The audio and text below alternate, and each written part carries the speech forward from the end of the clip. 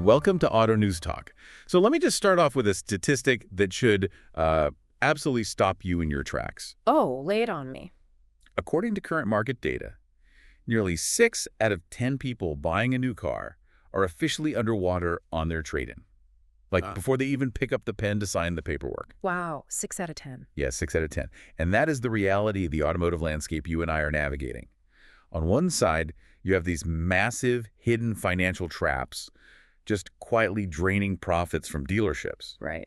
And then on the exact opposite side, there is this frantic push by manufacturers to get affordable, genuinely engaging vehicles onto the showroom floor, just trying to win over a completely exhausted consumer base. I mean, it's a high-stakes balancing act. It really is. And if you want to understand where the market is heading, you need to see how all these seemingly separate pieces actually connect. That is the perfect way to frame it because, none of this is happening in a vacuum. Exactly. To really grasp the terrain here, we need to walk through the complete life cycle of the modern auto market. Walk me through it. Well, we're going to take you on a journey that starts entirely behind the scenes. We'll look at the alarming hidden dangers of just getting inventory safely onto a dealership lot. Just getting the cars to the lot is a danger now. Oh, absolutely. And then from there, we'll follow the vehicle onto the sales floor to examine the intense financial pressure cooker buyers face the second they sit down at the financing desk. That F&I desk is stressful. Extremely. Then we'll zoom out to see how the major automakers themselves are stumbling over safety actions and shifting sales. And finally, we'll end on a surprisingly fun, budget-friendly solution that is actively trying to disrupt this entire stressful cycle. Okay, let's unpack this from the very beginning, because before you, the consumer, even set foot on the asphalt to look at a car, that vehicle has to physically arrive at the dealership. Right, the logistics. Yeah, and that logistics process is under serious attack. I was reading this incredibly eye-opening article. It's titled, Protecting Dealer Margins: How to Detect and Prevent Vehicle Transportation Fraud. Yeah, that's a crucial one. It really is. It details this massive escalation in transportation scams driven by tight shipping capacity. But they use some industry terms in there that I want to clarify. Good. Like, what exactly is a phantom carrier, and how is invoice manipulation actually bleeding these dealerships dry? So the central insight they've identified in this piece is a severe lack of visibility. There's limited visibility into who is actually hauling the vehicle. Which opens the door for scams. Exactly. When a dealer has limited sightlines, bad actors rush in. The article breaks down several distinct vulnerabilities. First, you have double brokering. Okay, what is that? This is where a legitimate-looking carrier accepts a load from a dealer, but then secretly rebrokers it to someone else. Wow. Sometimes multiple times. So the dealer completely loses track of who actually holds the liability for that expensive asset. It's terrifying. Yeah. And the phantom carriers. Right, the phantom carriers. These are entities that present official-looking authority and insurance documents, but they don't own a single truck. They're just pushing paper. Purely a front. Add to that the quiet drain of invoice manipulation. This is where profit margins are bled dry through inflated mileage claims or, wildly misaligned fuel surcharges. Just skimming a little off the top everywhere. Exactly.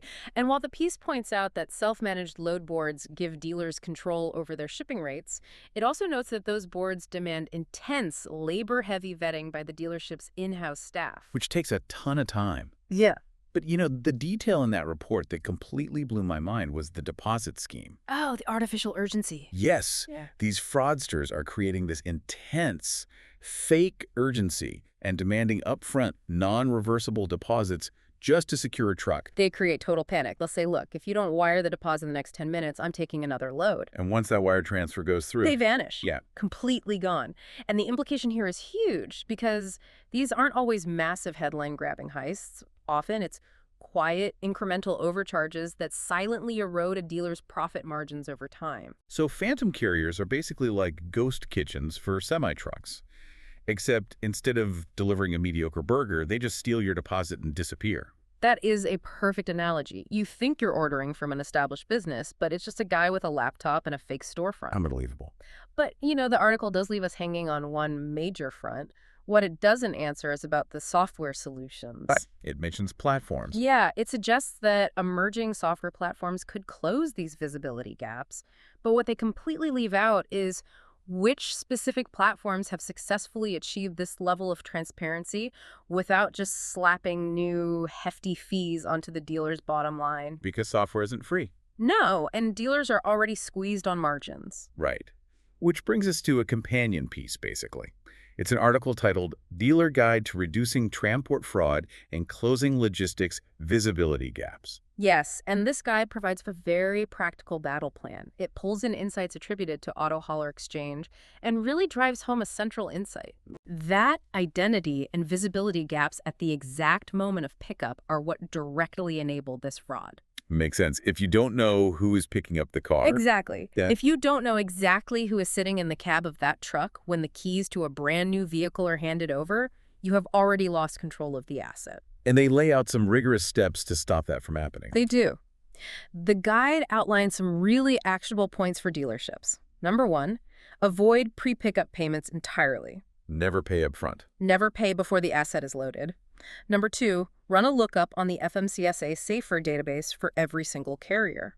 And just to clarify for anyone listening who isn't steeped in logistics, the FMCSA is the Federal Motor Carrier Safety Administration. Right. Their Safer database is basically where the government tracks the safety and credentials of every trucking company. Exactly. So checking that is step 2. Step 3, obtain the actual driver's physical details and the truck's identifiers before loading even begins. Get the real IDs. And number 4, fiercely audit the invoice line items against the original quote and the current fuel indices before issuing final payment. You know, there was one specific red flag the guide mentioned that really stuck with me. The 90-day rule. Yes.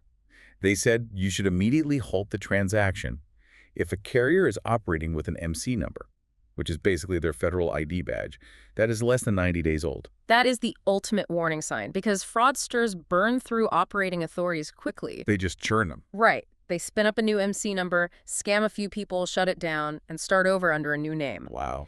Emphasizing why this matters, the guide makes it clear that dealers have to independently verify carriers and rely on real-time ELD electronic logging device tracking. You can't just trust a text message. Exactly. You cannot rely on phone calls saying, hey, I'm 10 miles away. You need hard, unchangeable GPS data to protect the bottom line. I completely get the logic, and it makes sense on paper. But here's my pushback. Go for it. What this doesn't answer is the reality for smaller lots. The guide gives a great forensic checklist. But how can smaller, independent dealers with limited staff actually implement these heavy auditing steps for every single car? It's a fair question. If a small team of 2 people tried to run safer database checks, verify driver IDs, and audit fuel indices for every single invoice, it feels like it would grind their inventory flow to an absolute halt. Oh, it is a massive operational burden, no question. It literally forces car dealers to become logistics auditors. Which they aren't. No, they're not. But let's follow the life cycle of this vehicle. Let's say the dealer navigates all that fraud, gets the inventory safely onto the lot, and finds a buyer. Right. Now, the next hurdle is getting that buyer financed. And if you've ever sat in the F&I office and stared at a long-term loan contract, you know exactly what this pressure feels like. I certainly do. We have the dealer track report on credit access, and I have to say, the data is staggering. I was reading the dealer track numbers, and I was genuinely confused at first. It feels like a masterclass in contradictions. How so? Well, the central insight is that auto credit access is actually widening. It's hitting an index of 102.4. But under the surface, the risk factors are blinking bright red. If the market is so tight, why are banks handing out more loans? It is a fascinating, almost dangerous dynamic. Let's look at the points driving this. The report outlines that lenders are generally loosening their standards. So it's easier to get approved. Yes, and traditional banks are actually leading the charge in lending. Because of this, overall approval rates have climbed to 70.8%. Which sounds like good news. It sounds great. People are getting approved. But look at the terms attached to those approvals. Loan terms stretched over 72 months sit at a massive 28.8% of the market. So nearly a third of buyers are signing up for 6+ years of car payments. Exactly. And furthermore, the subprime share of these loans has jumped to 19.5%. And here is the statistic I mentioned at the very beginning of the show, the memorable detail that really illustrates the danger. The negative equity. Yes. The dealer track data shows that negative equity has hit a brand new all-time high of 59.2%. Which is exactly where the implication becomes lethal for the average buyer. Why is that? Because broader credit access gives consumers more immediate options to get into a vehicle, sure. But when you combine record-breaking negative equity with wider yield spreads, Wait, what's a yield spread? it's just a technical way of saying lenders are charging a higher premium over base interest rates to cover their own risk. So when you combine those two things, borrowing becomes vastly more expensive. I see. When you roll thousands of dollars of negative equity from an old car into a brand new high-interest 72-month loan on a depreciating asset, it carries severe long-term risk. So if I am understanding the mechanics of this, the industry is giving more people a financial ladder, but the ladder is actively on fire. That's sadly accurate. You are stretching the term out to artificially lower the monthly payment, but mathematically, you are trapping the buyer in an underwater cycle they might not escape for a decade. You are financing debt with more debt. Now, the open question in the DealerTrack report is the timing. What do you mean? It provides incredibly precise data on the state of the market, but it stops short of telling us what macroeconomic event will eventually trigger the breaking point for all these heavily leveraged loans. The data shows the balloon inflating rapidly, but it doesn't tell us what the pin looks like. That is a very ominous thought. Okay, so dealers are fighting logistics fraud to get the cars, and consumers are stretched to their absolute financial limits just to buy them. Right. How are the manufacturers themselves handling this pressure? Let's bring in the industry brief. The one titled Porsche Sales Slide, Corvette Recall Widens, Hyundai Seatbelt Recall, and GMC Jimmy Rumors. This brief is crucial because it gives us the central insight from the manufacturer's side of the equation. Which is? That legacy automakers are facing incredibly uneven demand, compounded by widening safety actions that completely disrupt their operational momentum. The hits just keep coming for the legacy brands. They really do. The brief highlights several major points across the global market. For instance, Hyundai is dealing with a massive 294,000 vehicle recall over seatbelt anchors that could unexpectedly detach. That's a huge number of vehicles. It is. Over in Europe, Polestar is seeing its used EV sales rise by 47%, which is a very interesting signal for the secondary electric market, showing that buyers might be waiting for depreciation to hit before buying an EV. Oh, that makes total sense. Let someone else take the depreciation hit. Exactly. And on the strategic side, General Motors is reportedly considering reviving the GMC Jimmy nameplate to fight the Ford Bronco. But, the detail in this brief that really illustrates how quickly things can spiral out of control for an automaker is the Chevrolet Corvette situation. Oh, the taillight recall. Yeah, the brief notes that what started as a seemingly small taillight recall on just 3,300 cars suddenly exploded to roughly 33,000 vehicles. A tenfold increase. And that triggered a damaging dealer stop sale on a Halo car. They literally couldn't sell their flagship high-margin vehicle. And the implication there proves how a seemingly narrow, localized defect can rapidly scale to freeze inventory and disrupt an entire flagship line. It's just a cascade of problems. And meanwhile, the brief mentions Reuters reporting a 15% global delivery drop for Porsche. That includes a staggering 21% slide in China. Wow. A 21% drop in a massive market. Right. It shows that regional demand for premium, high-priced vehicles is deeply imbalanced. The legacy brands are fighting fires on multiple fronts: quality control at home and crashing demand abroad. I do have to point out something missing from this brief, though. What's that? Well, while it mentions the highly exciting rumor about the GMC Jimmy revival, what this doesn't answer is literally anything about the truck itself. It completely omits any product specifics or timing. That's true. Without engine specs or a release window, it's just a strategic whisper. It feels like a deliberate leak just to gauge public interest. It very well could be a trial balloon, but it shows they are desperately searching for new profit centers. Because look, if premium sales are sliding in key markets like China, and everyday buyers are trapped by negative equity at the F&I desk, what is the industry's ultimate answer? We need a lifeline. And that brings us to our final stop, a pivot toward affordability and fun. Yes. Let's talk about the Motor Trader report. It's titled Honda to debut compact Super N EV in UK with sub 20K starting price. Finally, some good news. Because after all this heavy financial and fraud talk, this is the spark of joy the market desperately needs. It really is a shift in philosophy. The central insight here is that Honda is actively pitching an electric vehicle that is highly accessible financially, but deliberately engineered to be engaging to drive. Which is so rare. Usually an entry-level EV feels like a golf cart with doors. Exactly. They recognize that budget EVs don't just have to be cheap, soulless boxes. They can actually have personality. The article outlines a few key points. This Super-In targets a sub £20,000 starting price, which is incredibly aggressive. Very aggressive. It offers a quoted 199-mile range, and it shares its platform lineage with the N1 Kei car from Japan. And for those who don't know, Kei cars are those brilliant, ultra-compact Japanese vehicles designed to maximize interior space and urban practicality in a tiny footprint. But the truly memorable detail here, the thing that shows Honda's true intent, is the inclusion of a highly unique boost mode. I love this feature. When activated, it jumps the compact e-axle's output from 47 kilowatts up to 70 kilowatts. And to make it visceral, they added a simulated 7-speed transmission and augmented engine sounds. It sounds amazing. It sounds like a street-legal go-kart that fakes gear shifts. It does. But I have to push back a little here. Is a simulated engine noise and fake shifts just a gimmick? I mean, faking a transmission on an electric motor is objectively ridiculous. It is objectively ridiculous, but that is entirely the point. It's a valid skepticism regarding performance, but the implication here matters. Which is what? It proves automakers recognize the financial squeeze consumers are under.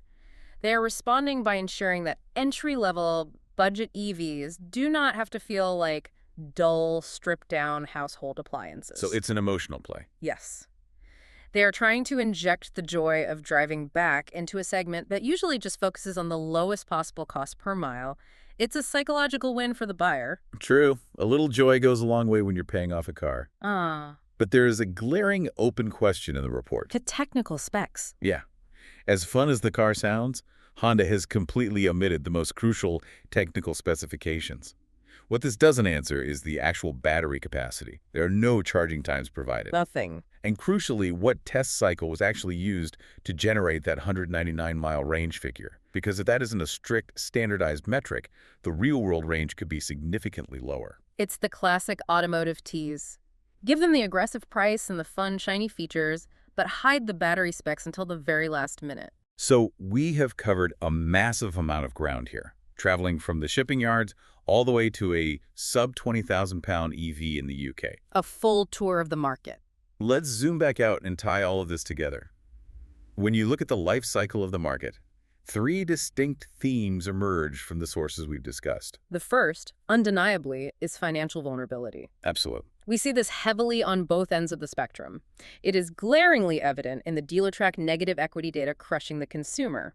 And it is equally present in the Protecting Dealer Margins fraud report, where phantom carriers are quietly eating into dealer profits. Everyone is exposed. The second major theme is shifting consumer demand. You have the stark contrast of Porsche's premium sales sliding by 21% in the Chinese market, from the industry brief, directly juxtaposed against Honda's aggressive push into the sub-20,000-pound budget EV space from the Motor Trader piece. The money and the momentum is moving down market. Exactly. And the third theme? Operational blind spots. We see how a lack of visibility spirals out of control. Like the Corvette situation. Exactly. The Corvette stopped sale from the industry brief, scaling rapidly from a few thousand to tens of thousands of units. And it is the entire premise of the logistics gaps in the dealer guide, leaving self-managed load boards exposed to double brokering. Looking at those themes, there are 2 massive tensions pulling the industry in completely opposite directions. The first tension is the push for wider credit access. Right. The DealerTrack index shows lenders opening the gates. But that clashes violently against the mounting risk of loan defaults due to that record-breaking negative equity in those 72-month terms. And the second tension exists at the dealership level. It is the desire for dealers to have ultimate rate control by using self-managed load boards, as detailed in those fraud sources, versus the incredibly dangerous, labor-intensive vetting burden it places on their staff to actually verify those carriers. They want control, but control requires endless auditing. Endless. Which brings us to the single most practical takeaway from this entire journey. At every single level of this market, verification is your ultimate armor. Verification is everything. Whether you are a dealership manager, independently checking an MC number on the Federal Safer database before handing over the keys to a truck driver.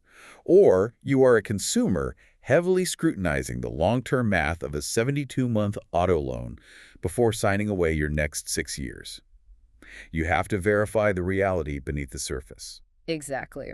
The rule of the road in this landscape is to assume nothing is as it appears until you check the math or check the database. That wraps up our time for this segment of Auto News Talk. The auto industry is full of bright, shiny new solutions, like simulated 7-speed electric vehicles. But beneath the surface, the fundamentals of trust, verification, and absolute financial caution are more important than ever. Keep your eyes open out there. Keep a close eye on how these extended negative equity loan terms age, and watch to see if other legacy automakers follow Honda's lead into the ultra-budget EV space to relieve the pressure. Thank you for joining us on Auto News Talk. Keep questioning what you see on the lot, and we will catch you next time.